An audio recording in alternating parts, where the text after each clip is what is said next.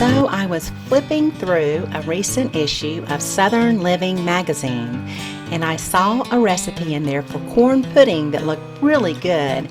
And I love to eat corn pudding, but I've never made it, so I thought I would follow that recipe, and if it turned out good, like it did, I would share it here with you on YouTube.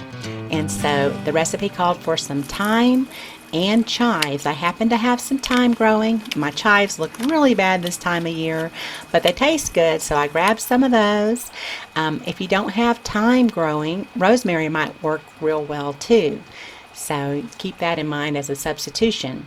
And then the recipe calls for cheese, either Fontina cheese or Swiss cheese, and I chose to use Fontina cheese. And you'll just want to shred that pretty good. It's about 8 ounces. Now I will leave all of the measurements for the recipe down below the video, and if I end up finding a link for it on their website, I'll include that too. Now we're using frozen corn for this recipe, which makes it easy. That's why I wanted to give it a try. And I'm using a combination of a yellow and a white corn, and you just want to pulse it down for about 5 pulses just to soften it up. And it needs to be thawed corn too. Don't use frozen. Let the frozen thaw out for about 2 to 3 hours first.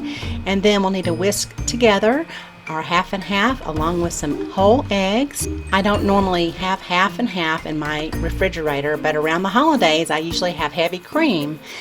And the way I make half and half is I'll use 3/4 cup of whole milk to 1/4 cup of heavy cream. And I think this recipe calls for a little over 2 cups. So we just want to whisk that together good until it is combined. And now we can add it to our corn. Just mix this in real good. I had my oven preheated to 350 degrees Fahrenheit, and now in goes the garlic along with the fresh herbs, the flour, and the grated onion. I think shallots would be good too. And then the salt and pepper. I think the recipe probably could have used just a tad bit more salt, but it could be because of the cheese I used, or maybe even a little bit of bacon would be good in here too. And then just stir all that in till a lot of that flour gets incorporated, and then we'll add the cheese and mix that in. And I buttered a casserole dish. My dish is 10 by 10. I think the recipe called for a 9 by 13 casserole dish, and we'll just smooth it out, make sure it's nice and even, and pull that liquid into the center a little bit, because it seemed like a lot of the corn ended up in the center, and we want to make sure it's evenly distributed.